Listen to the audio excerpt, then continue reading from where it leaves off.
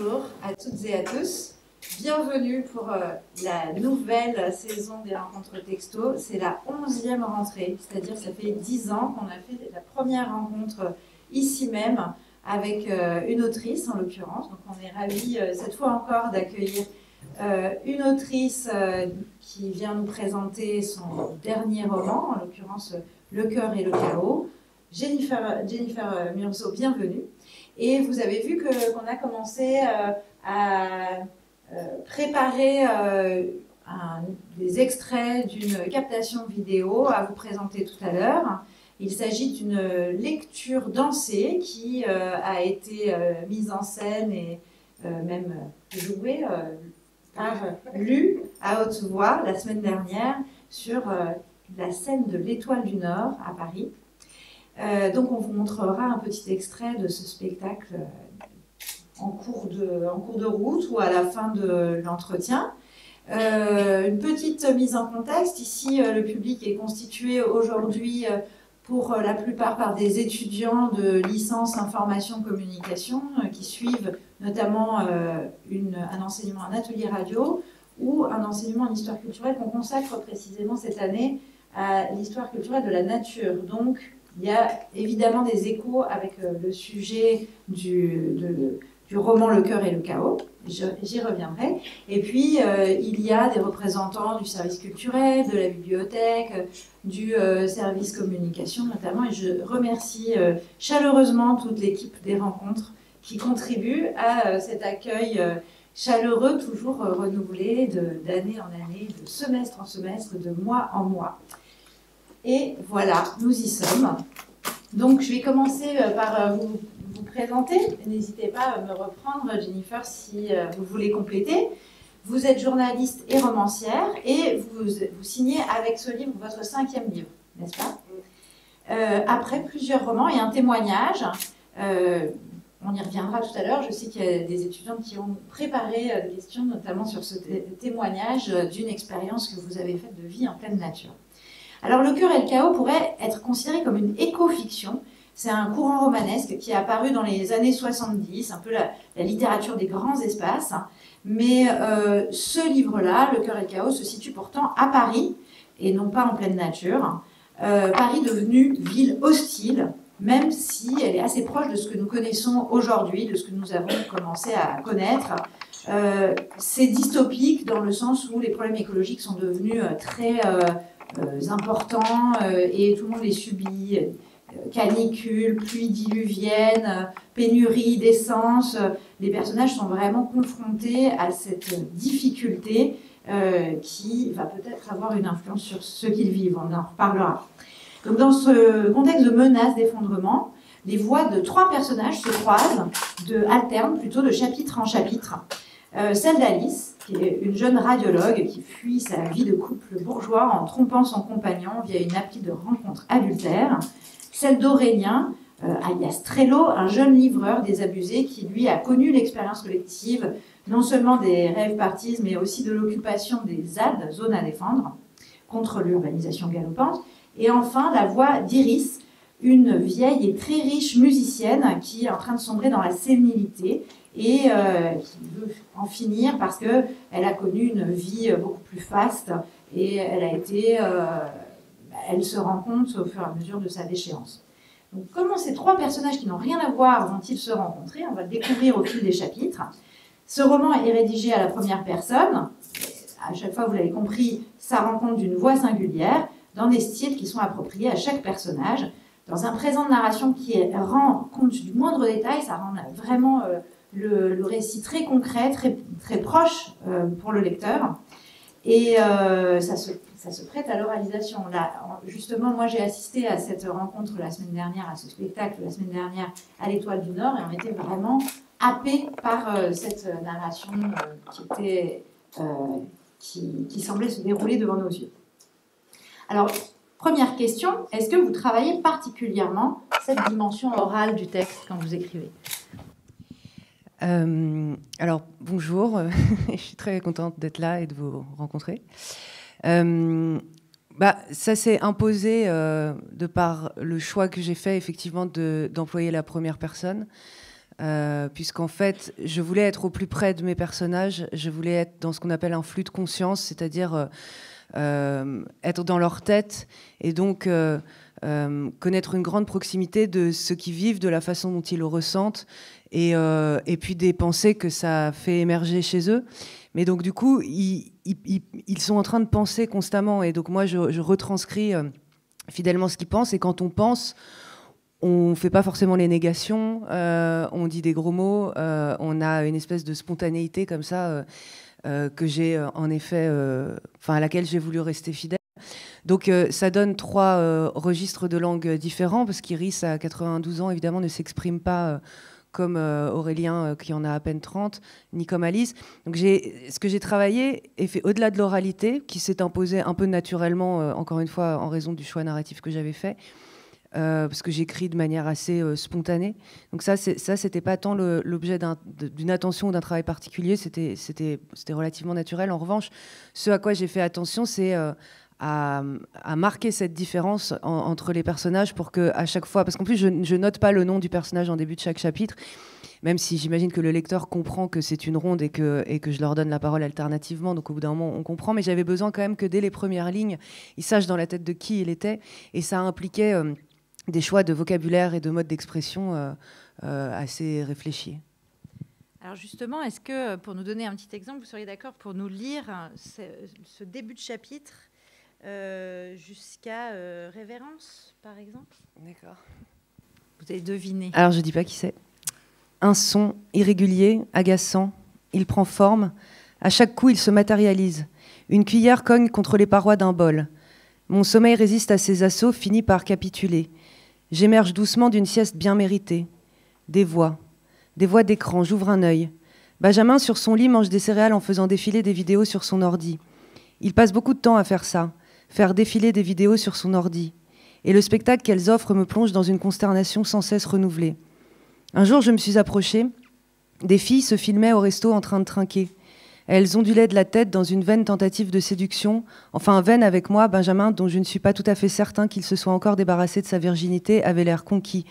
Certains regards, pas encore conscients d'être capturés par une caméra, trahissaient la gêne, puis se reprenaient en réalisant la présence de celle-ci, et alors des rires fabriqués fusaient, des rires tristes à vomir.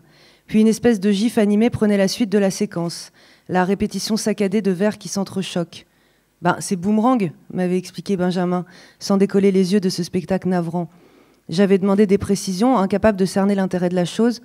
Il avait soupiré que c'était une appli sur Insta, quoi, que ça faisait des vidéos très courtes, en boucle. Ah. Ensuite, les filles continuaient de faire semblant de rire et de s'amuser en dansant de manière très suggestive, révélant opportunément leur décolleté, se caressant maladroitement les unes les autres. Je suis sûre que ce pauvre Benjamin bandait comme un âne sous son ordi. Et ça continuait, des simulations, des sourires forcés, une vacuité terrifiante, de l'ennui, du désespoir.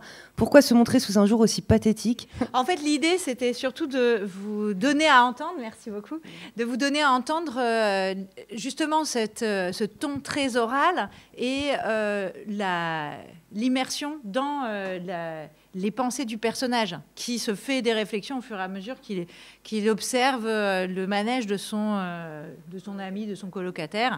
Et donc, c'est aussi une forme de critique, me semble-t-il, de la modernité, puisque lui-même, il n'a pas acquis de téléphone portable jusqu'à ce qu'il en ait besoin pour pouvoir répondre aux demandes de livraison sur une appli. Mais il est un peu effaré en voyant l'inanité, en fait, la vacuité de ce monde-là. Oui, alors je précise que je suis sur Instagram aussi, comme beaucoup d'entre nous, et je ne suis pas fière. Et je passe beaucoup de temps à scroller et je m'en veux. Mais donc c'est une critique à laquelle je suis consciente du fait que je joue le jeu aussi, et donc mais c'est vrai que mes personnages sont souvent très critiques du monde contemporain. Je le suis aussi, et ça m'empêche pas malheureusement d'être parfois enferrée dans un système que je condamne, mais j'en fais partie. Ce que je veux dire par là, c'est qu'il n'y a pas vraiment de jugement de valeur. On est tous faibles face à la technologie et face aux réseaux sociaux. Et lui, effectivement, il est plus pur que moi, puisque pour le coup, en effet, il a connu et il continue de connaître et de cultiver une esthétique de la marge. C'est-à-dire que Aurélien, c'est un type qui est né dans une famille très bourgeoise, qu'il a rejeté pour des raisons que je vous épargne, que vous découvrirez si vous avez envie de lire le livre. Et il a décidé ensuite de faire en sorte d'être toujours à la marge de la société. Donc effectivement dans des ZAD ou dans des free parties. Mais c'est un vrai rebelle qui en a fait un mode de vie sincère. Et donc, en effet, lui, il n'est pas sur les réseaux sociaux. Et quand il découvre tout ça, parce que ces scènes-là, on les a tous vues, hein, ces nanas un peu gênantes, qu'on font des caisses, et on voit bien qu'elles ne s'amusent pas vraiment. Et c'est tellement triste de ne pas s'amuser vraiment et de se filmer en train de ne pas s'amuser vraiment et d'être même pas payé pour ça, en plus. Donc, enfin, bref, je ne comprends pas, moi. Et donc, il ne comprend pas non plus, mais il est, disons, plus intègre que moi, puisque lui, au moins, il n'a pas un compte pour regarder ces gens-là, alors que moi, je les regarde. Alors justement, Trello, c'est le seul personnage qui a vraiment pris conscience des questions, des enjeux sociaux et en particulier des questions environnementales pendant son passé militant, que j'ai brièvement évoqué tout à l'heure. Les deux autres personnages, Alice et Iris, elles ne se sentent pas vraiment concernées par le bouleversement écologique qui sert plutôt de toile de fond à la narration. Par exemple, pendant qu'Alice regarde la télévision à un moment, mais c'est plutôt une sorte de parenthèse. Alors,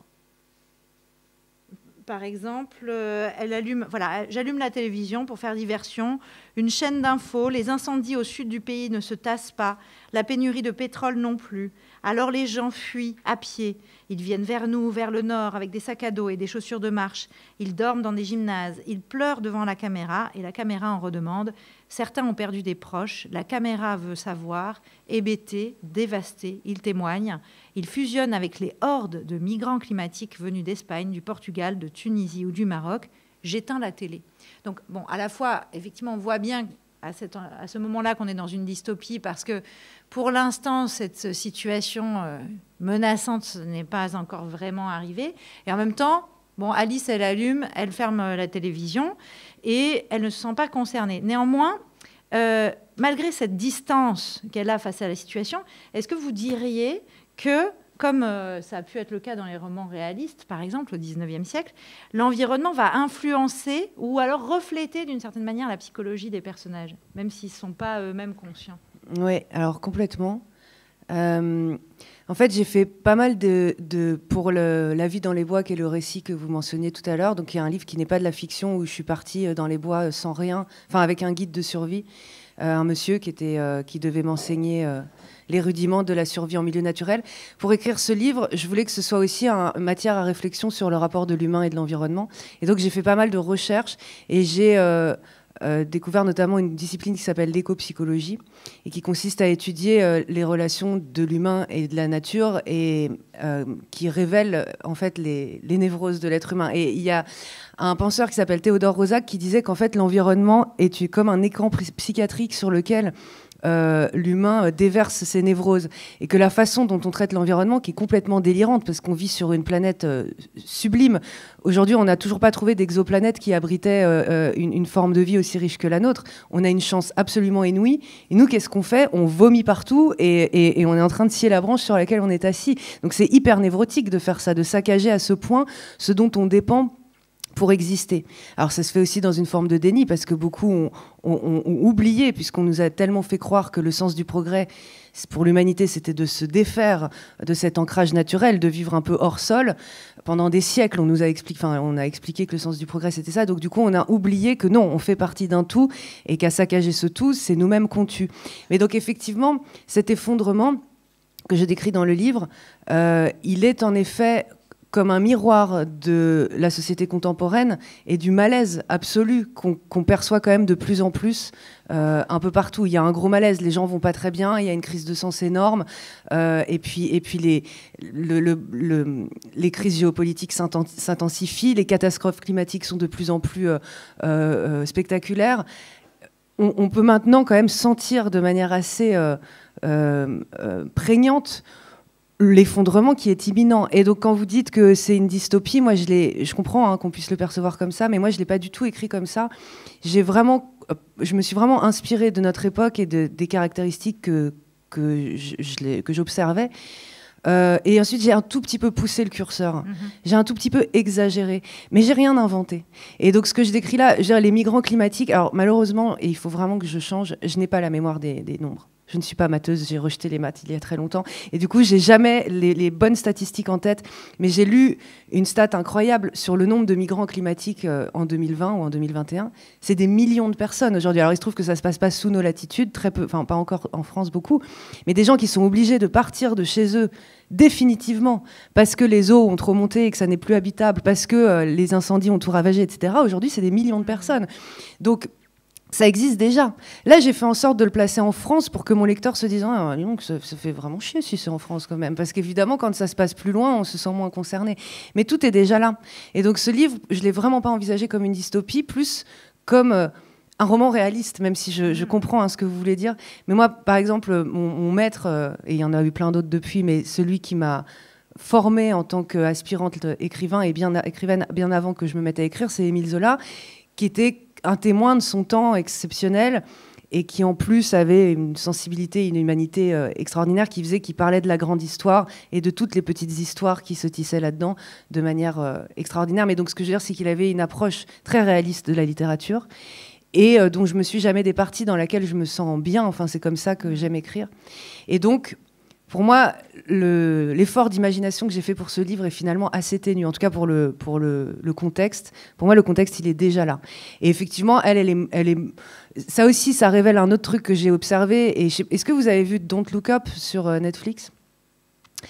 Don't Look Up, c'est vraiment une allégorie donc, du fait que l'effondrement, il est juste là et que nous, on regarde ailleurs, on allume la télé, on fait comme si c'était pas le cas. Bah, Le cœur et le chaos, enfin, c'est pas du tout un Don't Look Up. Et puis il n'y a pas Leonardo DiCaprio, il y a moins d'argent dedans.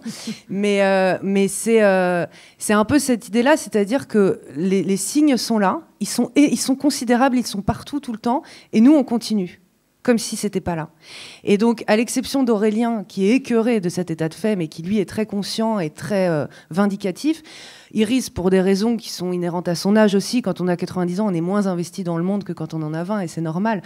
Mais Alice, parce qu'elle a poursuivi d'autres objectifs, sont des femmes qui se soucient assez peu de l'état du monde et qui sont assez représentatives de toute une tranche de la population qui soit s'en soucie pas, soit est dans le déni. Et là, je ne porte pas de jugement de valeur, je comprends, parce que c'est flippant et que souvent, on ne sait pas quoi faire. Mais donc moi, j'écris aussi pour dire, il y a des trucs à faire. Et que plus on en parle et plus on est nombreux à en parler, plus on peut se demander comment on peut agréger nos forces et nos esprits pour en faire quelque chose. Justement, de se dire que ce qu'on pourrait considérer comme une dystopie parce que ça ne semble pas tout à fait réaliste, en réalité, c'est le fait de décaler un peu le regard qui nous amène à peut-être regarder notre réalité en étant moins dans le déni, peut-être. Mais moi, c'est intéressant, je trouve ça intéressant ce que vous dites par rapport à l'inspiration romanesque du 19e siècle, parce que justement, j'en avais fait un peu l'hypothèse sans en être certaine, mais ça me pousse à vous demander s'il y a un sens particulier aussi à croiser ces personnages qui sont de milieux et de générations différentes.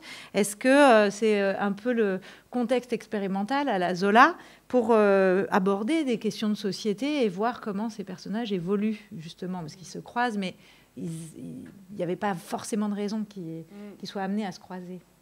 Mais alors ça, pour le coup, je ne peux pas prétendre que c'était un choix délibéré de me dire il y aura un personnage que mes personnages seront issus de générations différentes et de milieux sociaux différents. Ça s'est pas fait exactement comme ça. En fait, il y a toute une part un peu mystérieuse ou en tout cas impalpable quand on commence à avoir une idée de roman, qui est que moi, je pars toujours d'une idée.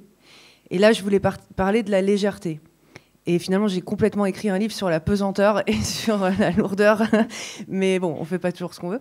Et donc, je voulais écrire sur la légèreté. Quand est-ce que dans ces temps un peu troublés et inquiétants, quand est-ce qu'on éprouve la vraie légèreté d'être, qu'on est content, qu'on est ivre avec ou sans psychotrope, mais qu'on est juste content d'être là dans l'instant, etc. Et donc, j'avais découvert les free parties. Moi, j'écoute pas du tout de techno. C'est pas ma tasse de thé. Et en revanche, j'ai été très intéressée par ce courant... quasiment un courant philosophique, parce qu'il y a ceux qu'on crée, les free parties. Donc les free parties, c'est ce qu'on appelait les rêves dans les années 90. Donc c'est des centaines, des milliers, voire des dizaines de milliers de gens qui se rassemblent dans un lieu, généralement dans la nature, pour qu'il y ait de la place, sur des champs, et qui mettent de la techno très fort, et qui souvent prennent des substances, et qui dansent comme ça pendant des jours. Mais c'était pas que ça. J'ai découvert que c'était toute une approche de la société qui se voulait plus anarchiste, plus inégalitaire, gros lapsus, plus égalitaire. Et ça m'a beaucoup intéressée. Donc Aurélien, il est né comme ça, mais il pouvait pas rester tout seul. Alors je sais plus. Ensuite, je crois que c'est Iris. Ah oui, parce que j'ai regardé un documentaire fou. En fait, quand on se met à écrire, tout ce qu'on regarde, tout ce qu'on lit est ingurgité par le biais de ce qu'on a envie d'écrire. Et donc on voit pas et on ne lit pas les choses de la même façon. Et il se trouve que j'ai regardé un film de Valeria Bruni-Tedeschi qui s'appelle Une jeune fille de 90 ans, qui raconte... c'est un documentaire sur un... Au début, c'était censé être un documentaire sur un prof de danse qui se déplace en EHPAD pour faire danser les vieux. Enfin, les faire danser, c'est beaucoup dire, parce que souvent, ils sont complètement végétatifs et à peine capables de bouger, mais il essaye de susciter un peu le mouvement, il danse devant eux, et c'est hyper beau. Et en fait, ce qui s'est passé pendant ce documentaire et qui a surpris la réalisatrice, Valeria Bruni-Tedeschi, c'est que l'une des pensionnaires, qui a une maladie d'Alzheimer assez costaude, elle délire pas mal et elle a plus trop de mémoire, va tomber amoureuse de ce type-là. Et... pendant le film, et ça c'était pas prévu évidemment, c'est un documentaire, pendant le film, elle lui déclare son amour comme une gamine de 14 ans qui se jette dans le vide, et elle lui dit « je t'aime » comme ça, et elle lui dit vraiment avec tous les mois que ça peut susciter, alors qu'elle a encore une fois 92 ans, mais elle ne se sent pas 92 ans au moment où elle le dit, et j'avais trouvé ça absolument sublime, ce truc de, en fait... face à l'amour, on est des enfants toute notre vie, et puis je trouvais que c'était... une façon de voir le grand âge, parce que souvent ils sont cachés, les vieux, on n'a pas trop envie de les voir, c'est pas joli, c'est ce qui nous attend, on n'a pas envie d'y penser, donc on les cache dans des mouroirs et c'est mieux si on les voit pas. Et ce documentaire donnait une place au grand âge qui était noble et magnifique.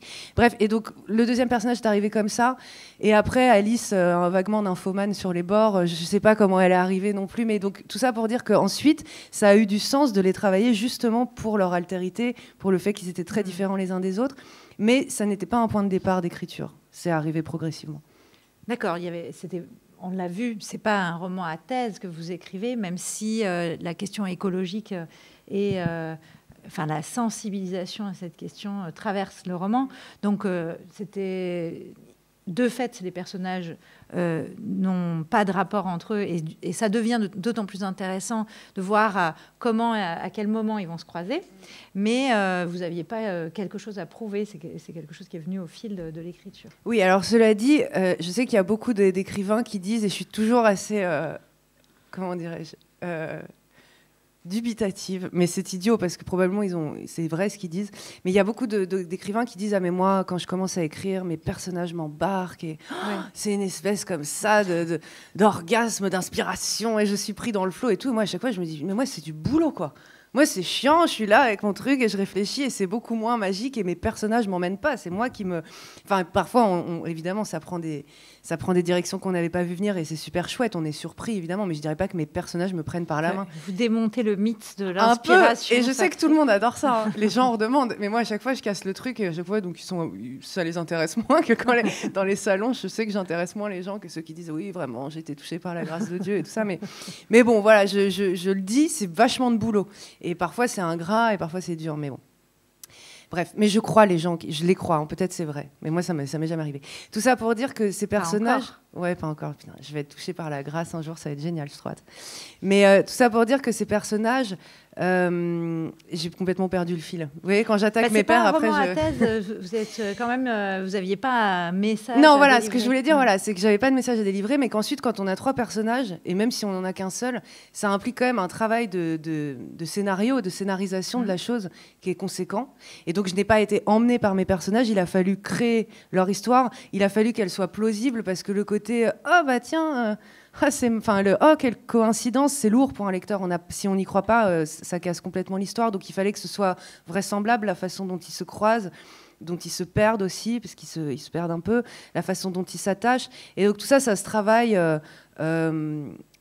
tout cas en ce qui me concerne, en amont, avec une espèce de plan qui était d'autant plus rigoureux qu'il y avait 3 personnages et que donc ça amplifiait la difficulté narrative, puisque encore une fois, il faut que tout ça soit vraisemblable. Donc il n'y avait pas de thèse au départ, mais il y avait beaucoup de travail pour articuler tout ça et que ce soit réaliste, encore une fois. Alors justement, vous dites que vous travaillez avec un plan et qu'il fallait structurer en fait les péripéties des personnages. Là aussi, on pourrait se dire que c'est inspiré des techniques feuilletonnantes des romanciers du 19e qui, pour beaucoup, publiaient dans la presse. Donc il fallait qu'ils maintiennent le lecteur en haleine. Et en parallèle, je sais que vous vous formez à l'adaptation des romans au cinéma. Donc, est-ce que vous avez parlé de scénario, est-ce que vous écrivez avec une optique scénaristique, quoi, déjà dans cette idée-là, comme si vous voyez un film se dérouler sous vos yeux? Et d'ailleurs, est-ce que vous imagineriez une adaptation cinématographique de votre roman? Alors, on m'a souvent dit que j'avais une écriture cinématographique. Je pense qu'on me dit ça pour plusieurs raisons. J'écris de manière très séquencée. Et d'ailleurs, quand j'écris le plan dont je viens de vous parler, j'écris ce qu'on appelle au cinéma un séquencier. C'est-à-dire que, en gros, j'écris quelques lignes par séquence. Une séquence, c'est en gros un truc avec une unité de temps, de lieu et d'action. Et donc, j'écris des séquences qui font que très vite, j'ai donc un séquencier qui est un proto-scénario finalement. Et ça, j'ai toujours travaillé comme ça avant de suivre cette formation à la FEMIS. Donc cette formation, elle a juste ancré et offert une assise théorique à quelque chose qui était déjà là pour moi, probablement parce que j'ai toujours été très cinéphile, que j'ai regardé énormément et que je continue de regarder énormément de films, et que ça implique pour moi une façon de raconter les choses qui, par essence, est un peu cinématographique. Aussi, je visualise beaucoup les scènes quand j'écris. Mais je pense que la plupart des... J'en sais rien, mais j'imagine que quand on écrit, ça convoque l'imaginaire, même si je ne sais pas exactement quelle gueule ils ont, mes personnages, mais je vois des silhouettes, je vois des cadres. Bon, voilà, donc il y a tout ça qui fait que c'est une écriture un peu cinématographique.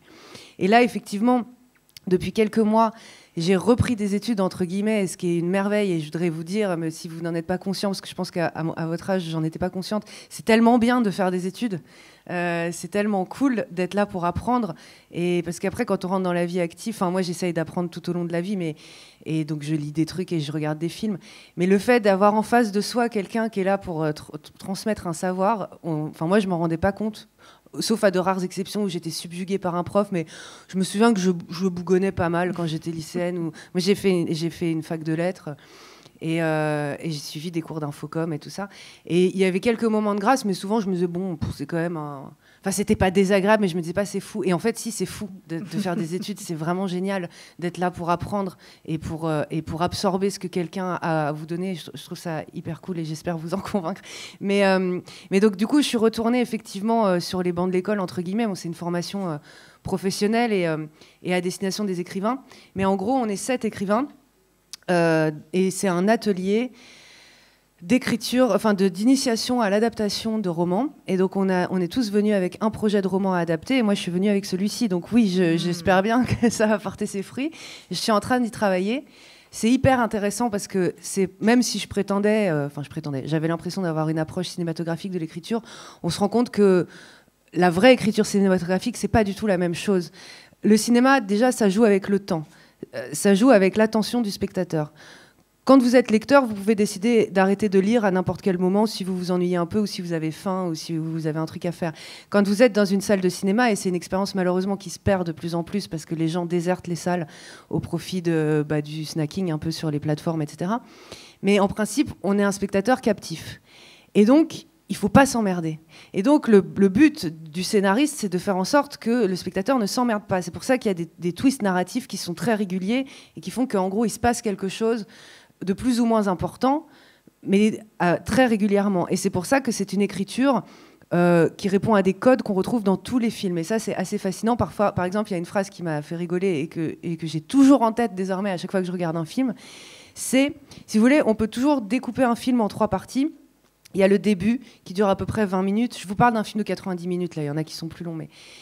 Un début, c'est 90 minutes, donc on pose les personnages et on pose leurs enjeux. Qu'est-ce qu'ils vont chercher, en quoi ils vont évoluer, c'est quoi pourquoi ils sont là, pourquoi on parle d'eux, c'est quoi leur truc, ils viennent d'où, ils aiment quoi, ils s'habillent comment. Bon, ça c'est le début, ça dure 20 minutes. Et ensuite, il y a le milieu qui dure à peu près 40 minutes, qui est l'actualisation de tous les changements que le personnage va connaître et toutes les embûches qu'il va subir et toutes les aides dont il va bénéficier d'autres personnages, etc. Ça, c'est le milieu. Et la fin, elle dure à peu près 20 minutes aussi.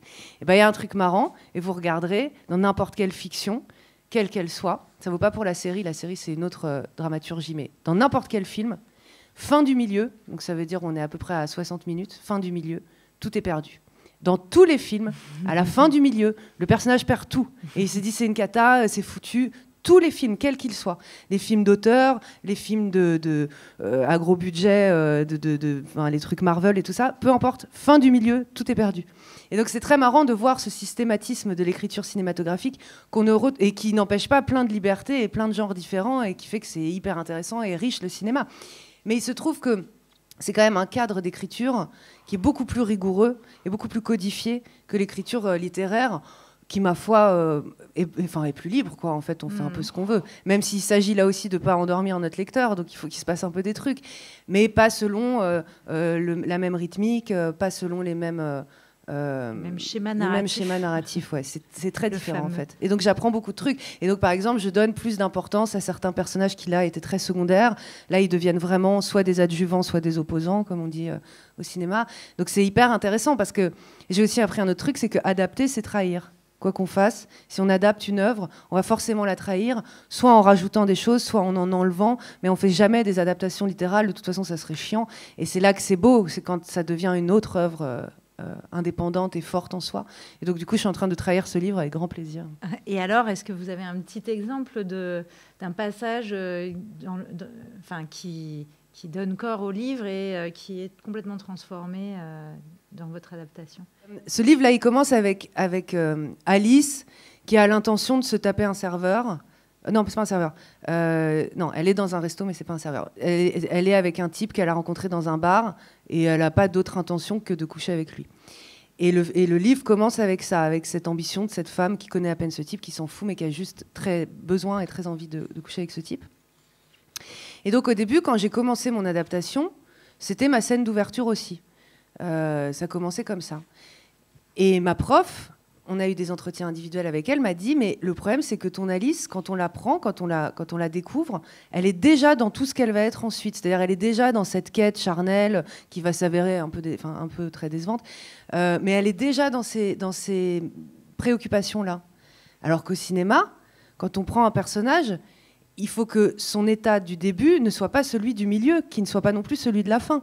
Et donc, elle me dit, qui est Alice avant qu'elle se lance dans ce truc-là? Et donc, j'ai créé un début qui n'est pas du tout le même, où on comprend qui est Alice en couple avec son mec, pourquoi elle est en couple avec ce type, son rapport au travail, etc.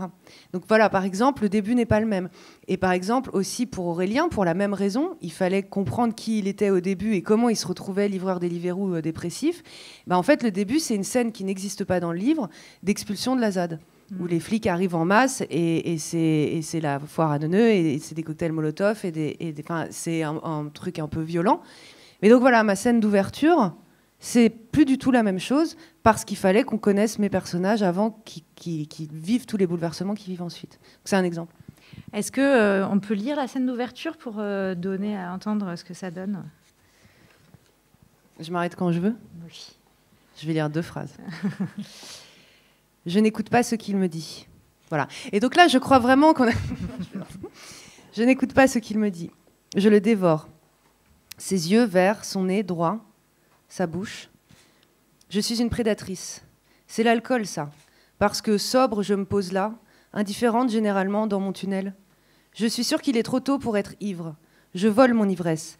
Je la vole au temps, aux convenances, je resquille. J'avance à rebours. Enfin un peu de contre-courant. 17h45.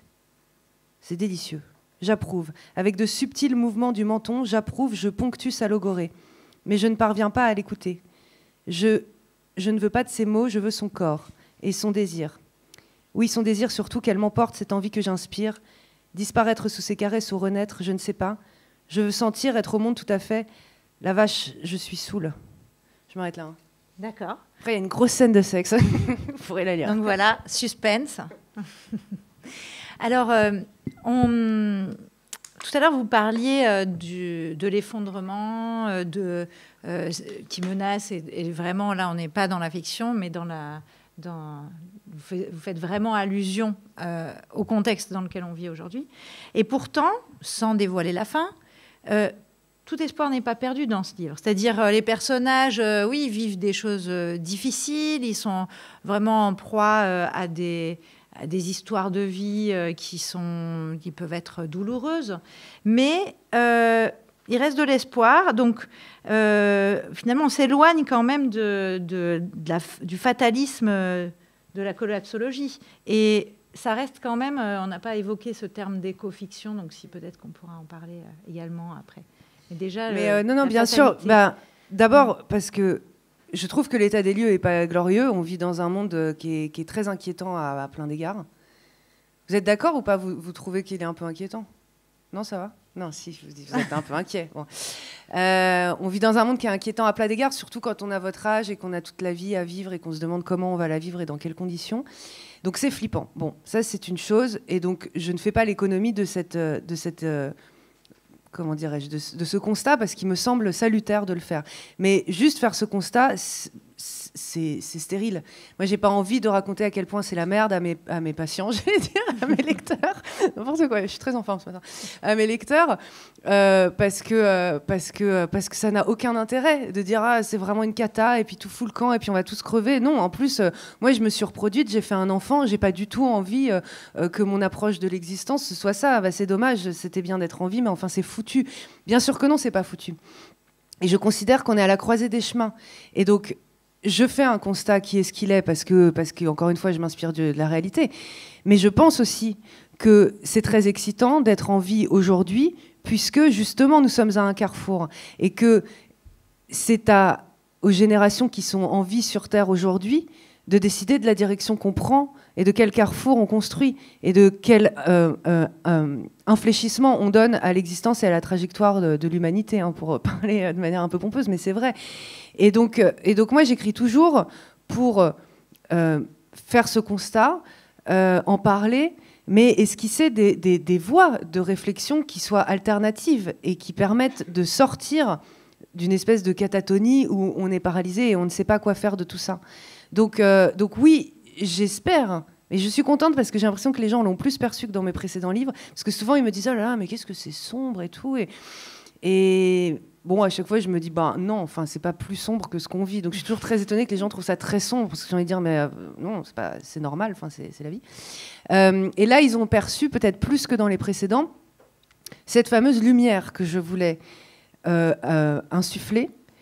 Et cet espoir, et bon, l'espoir, c'est un piège, il ne faut pas que espérer, il faut faire en sorte que l'espoir, on aille le chercher, enfin, qu'on lui donne une substance, qu'on le dépasse finalement et qu'on propose autre chose. Mais je crois que c'est un livre qui est à la fois crépusculaire parce que c'est la fin d'un truc, mais c'est aussi le début d'autre chose. Et c'est le début d'autre chose qui peut être super chouette.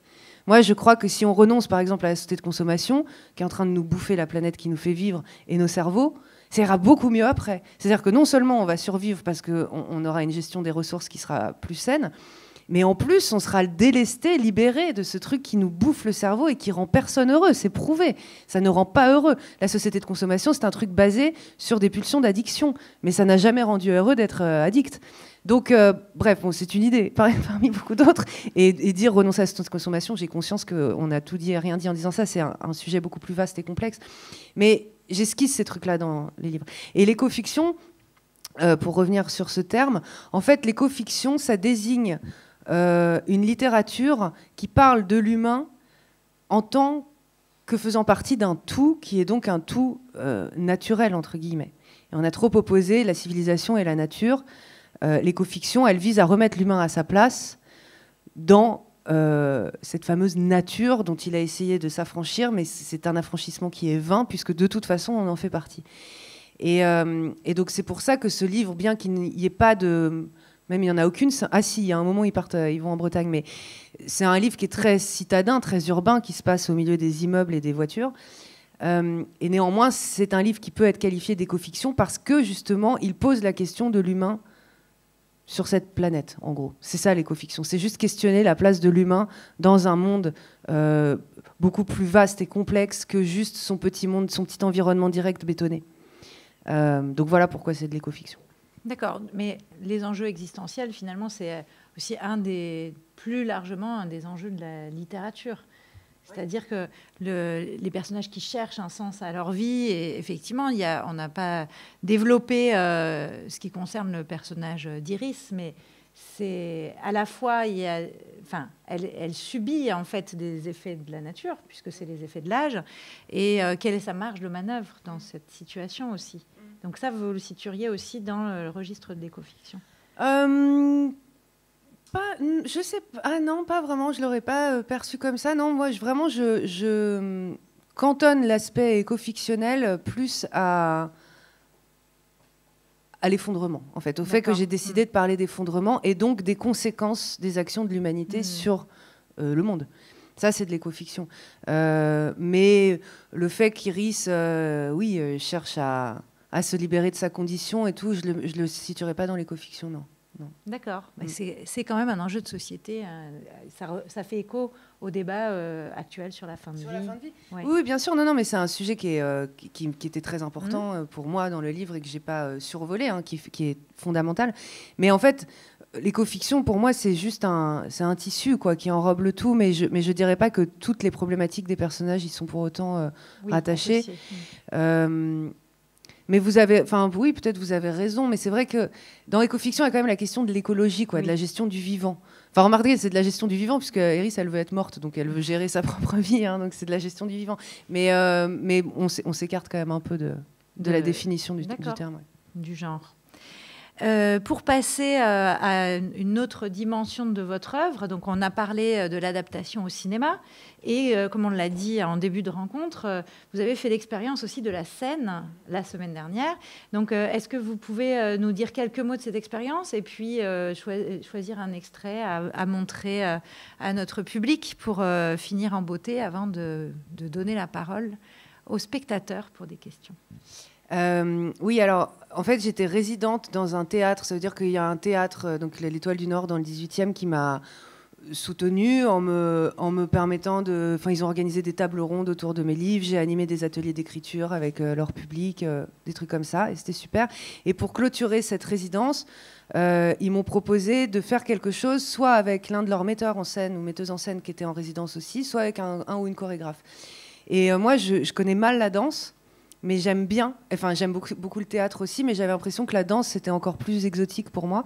Et donc j'ai demandé à travailler avec un ou une chorégraphe. On m'a fait rencontrer Anna Chirescu, que vous allez voir danser, qui est extraordinaire. On s'est super bien entendu. Ce qui était marrant, c'est qu'on n'avait que 3 jours pour monter ce spectacle de 40 minutes, donc ça faisait partie... comment dirais-je, du défi. Ouais, du défi artistique, mais donc on avait très peu de temps pour le faire, mais ça s'est fait très naturellement. Donc moi j'ai choisi des extraits, j'ai énormément coupé. Au début j'étais arrivée avec des trucs beaucoup trop longs, donc j'ai coupé. Et ensuite je suis arrivée avec ces extraits. Elle avait lu le livre, elle a lu les extraits, et ensuite je lui ai on s'est entretenu de la façon dont on allait mettre en mouvement les personnages.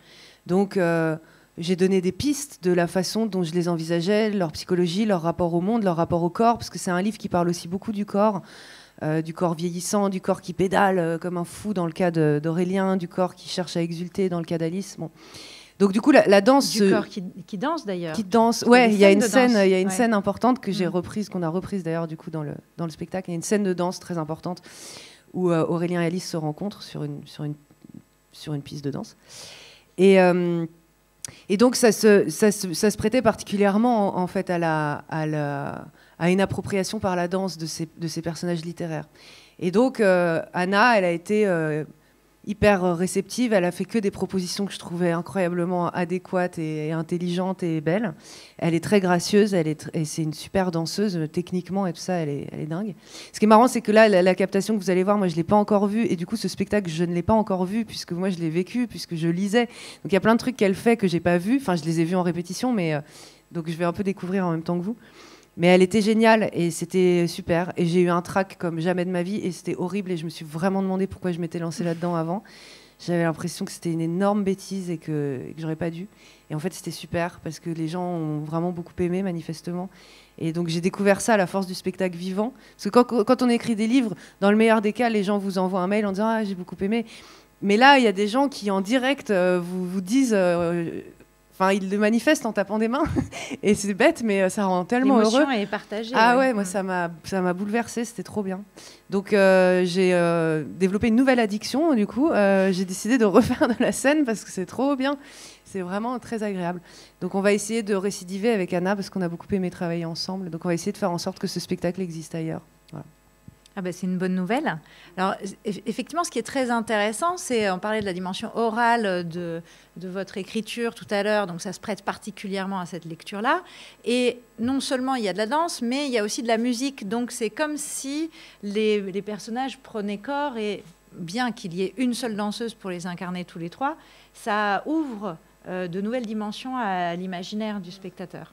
Mais trêve de discussion, est-ce qu'on peut... lancer un extrait, alors on vous laisse choisir. Aurélien.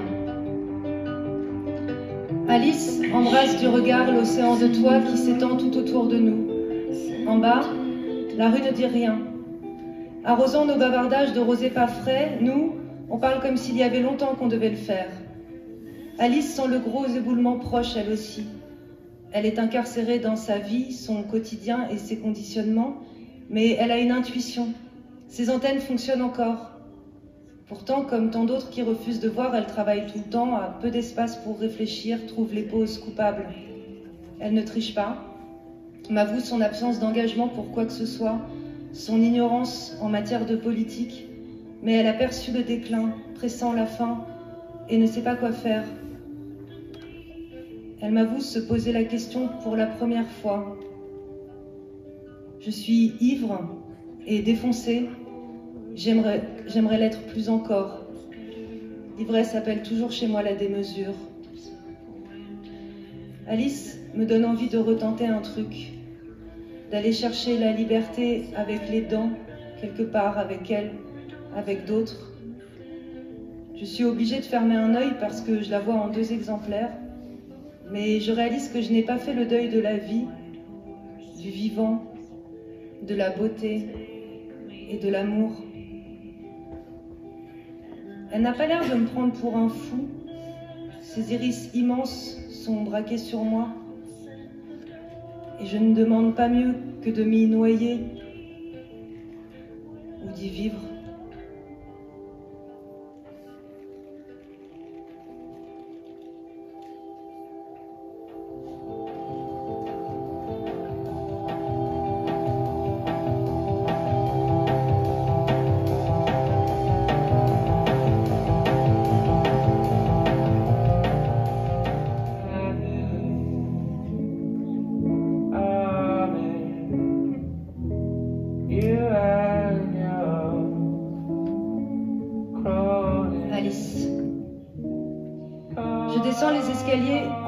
Tout ce qui me sépare de celle que j'étais en dévalant ces mêmes marches un matin, encore saoule, trop cynique alors pour laisser ou prendre un numéro de téléphone.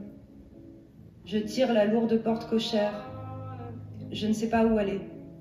J'ai 2 jours de repos et aucun désir, aucune envie, sinon celle de me jeter dans les bras d'Aurélien. Je vire monomaniaque. La possibilité qu'on ne parvienne pas à se retrouver me déchire. Le boulevard n'est pas plus calme que lors de mon arrivée. La tension est même montée d'un cran. Ça sent les gaz lacrymaux, ça sent les débordements. Il faudrait que je m'attarde pas. Ça va dégénérer, c'est évident. Ça a déjà commencé. Il y a cette atmosphère, cette espèce de déferlante d'hormones, d'excitation mauvaise du groupe. Ce truc bestial qui se diffuse dans l'air, qui réveille le cerveau reptilien et met en alerte. Mais malgré ces mises en garde toutes biologiques, je n'arrive pas à accélérer. Je suis passée tout doucement près de mon banc. Il est derrière moi maintenant. Je me retourne, je marche vers lui, tant pis. Je m'assieds.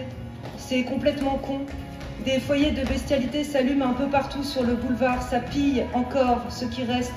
Il n'y a pas grand-chose en ce moment dans les rayons, mais ça pille quand même. Pour manger, pour revendre, pour casser. On en est là. Je ne pensais pas que je m'adapterais si facilement à ces ambiances apocalyptiques, mais les faits sont là. On s'adapte à l'enfermement, à la surveillance, à la violence. J'aimerais tellement qu'on s'adapte à d'autres choses. C'est pour ça que j'attends Aurélien sur ce banc, pour qu'ensemble, on se donne une chance de s'adapter à d'autres choses. Je suis mignonne avec mes rêveries d'utopiste en chaleur. Les trottoirs se vident autour de moi.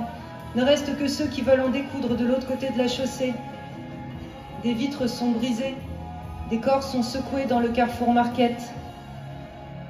Lentement, la conscience du danger éclot et mon pouce accélère. Mais je ne bouge pas. Aurélien. Sur le seul banc survivant du boulevard, une silhouette se détache, immobile, au milieu de la meute, figée, en marge et au cœur du chaos.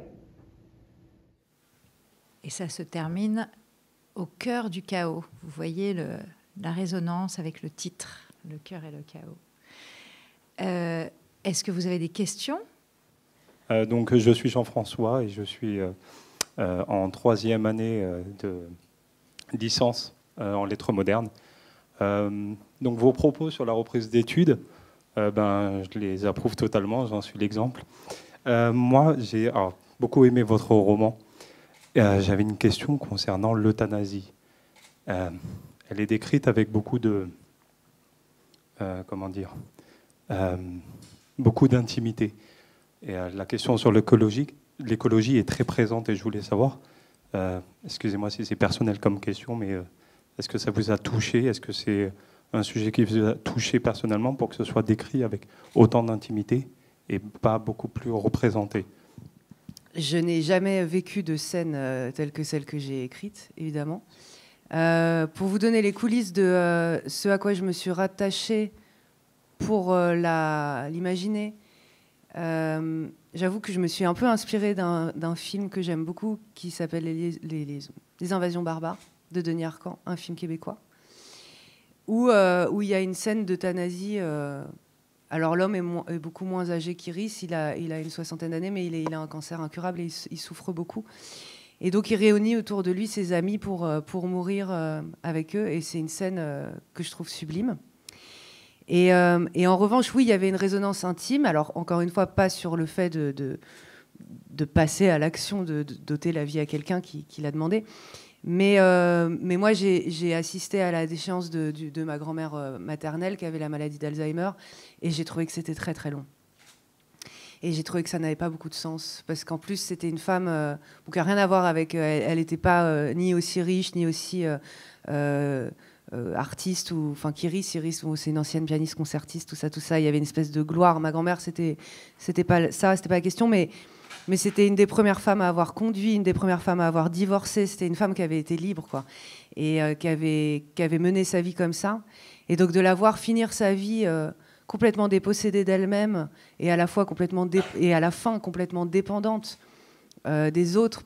Enfin, elle n'avait même plus accès au langage. Elle nous a pas reconnus pendant... Il s'est passé 6 ans sans qu'elle ne savait plus qui on était. Donc je me disais, mais c'est quoi cette fin de vie ? Et j'avais trouvé qu'elle avait toujours été tellement volontaire pour mener sa vie comme elle le voulait, alors même qu'elle n'avait pas forcément ni les conditions financières, ni les conditions tout court. En tant que femme, au milieu du XXe siècle, c'était pas facile d'être libre et de faire ce qu'on voulait. Et je trouvais que c'était d'une grande cruauté que ça s'arrête de cette façon-là, et aussi lentement, quoi. Et donc je pense que depuis, oui, je suis plutôt... je suis clairement pour la fin de vie décidée. Et donc c'est peut-être cette intimité, on la retrouve du fait de cette sensibilité que j'ai eue pour elle, pour cette comment dirais-je, cette disgrâce, alors qu'elle méritait mieux, quoi. Voilà. Je voulais savoir si vous vous êtes senti représenté par un personnage en particulier. Alors c'est une bonne question, parce que ça permet de dire un truc qui, je pense, est assez universel chez les auteurs. Alors évidemment, on a tous notre approche de la littérature, et je prétends pas qu'elle est la même pour tous, mais je crois qu'il y a quand même un truc qu'on retrouve chez tout le monde, c'est que très souvent on distille de soi un peu dans tous les personnages, surtout les personnages principaux, parce que j'ai l'impression qu'il faut quand même donner tellement de soi pour leur donner vie, de soi au sens large, c'est-à-dire d'implication, d'effort, de travail. Hein. Encore une fois, c'est du boulot. Enfin, moi, je le vis comme ça et j'adore ça. C'est ce que je préfère faire. Et donc, c'est tellement bien que c'est loin d'être une torture. J'ai beaucoup de chance de faire ce travail-là. C'est même pas du travail. Mais en revanche, c'est quand même une dévotion importante. Et donc, on donne de soi en termes d'énergie, en termes d'intimité parfois, mais donc on donne de soi tout court. Et donc, non, je ne crois pas qu'il y en ait un qui me représente particulièrement. Mais je pense que j'ai mis un peu de moi dans tous les trois. Et je pense que c'est le cas dans tous mes livres. On met toujours un peu de soi, parce qu'aussi, c'est une représentation du monde, la littérature. Donc du coup, on va aussi distiller, au-delà de la psychologie des personnages et de leurs caractéristiques comportementales ou physiques. On raconte aussi une façon d'être au monde. Et donc moi, ce que je raconte aussi, c'est... parfois, c'est de l'indignation, c'est du dégoût, c'est du désespoir, notamment sur la question environnementale. Donc non, il n'y en a pas un seul qui me représente, mais tous un peu, quoi. C'est un peu intime, de toute façon, l'écriture. Hein. Je crois, quoi qu'on écrive... et même si on écrit des personnages qui sont très, très éloignés de soi, ce qui est hyper intéressant à faire, hein, même là, il y a toujours des petits machins personnels qu'on retrouve, je pense. Et je m'appelle Ibrahim, je suis en L2, communication. Comme vous venez de le dire, l'écriture, elle est très intime. Et ma question est la suivante. Qu'est-ce qui vous inspire? Qu'est-ce qui vous a donné envie de devenir ce que vous êtes aujourd'hui? Qu'est-ce qui vous motive? Je vous pose cette question parce que, personnellement, j'avais à un moment commencé à faire de la poésie. Je ne suis pas un professionnel, mais j'ai commencé parce que j'ai beaucoup aimé la poésie. Mais je me suis dit, je suis venu à un moment, j'ai arrêté, je ne sais pas pourquoi. Pourtant, j'aime la poésie. J'ai quelques poèmes dans mon téléphone, je ne sais pas. Mais je n'arrive pas à trouver l'équilibre entre écrire ou pourquoi ne pas écrire. Du coup, qu'est-ce qui vous motive? Qu'est-ce qui vous a donné envie au premier regard avec la littérature? Merci. Merci. Je pense que c'est un peu comme vous. Vous dites que vous aimiez la poésie, et j'imagine que c'est ce qui vous a donné envie d'en faire à votre tour.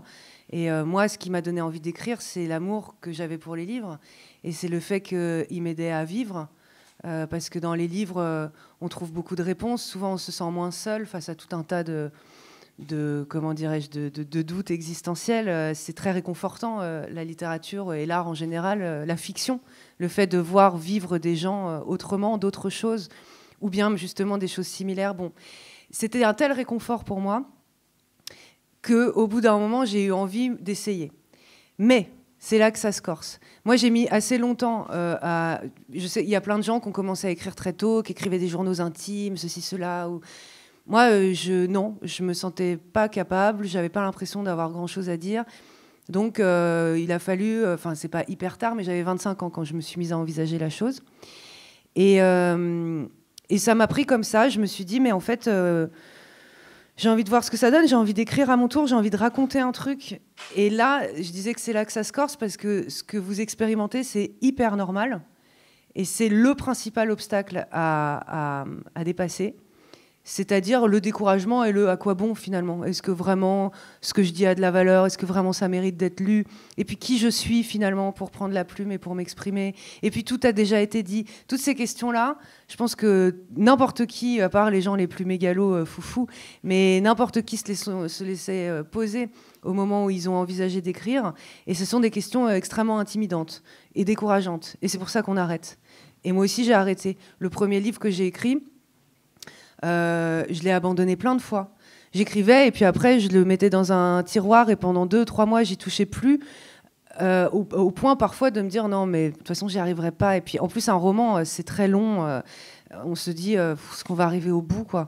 Et donc le premier, je pense que ça a été celui qui s'est fait le plus lentement et le plus par à-coups, parce que j'étais pas sûre que j'irais au bout. Et puis j'ai tenu et je l'ai fini.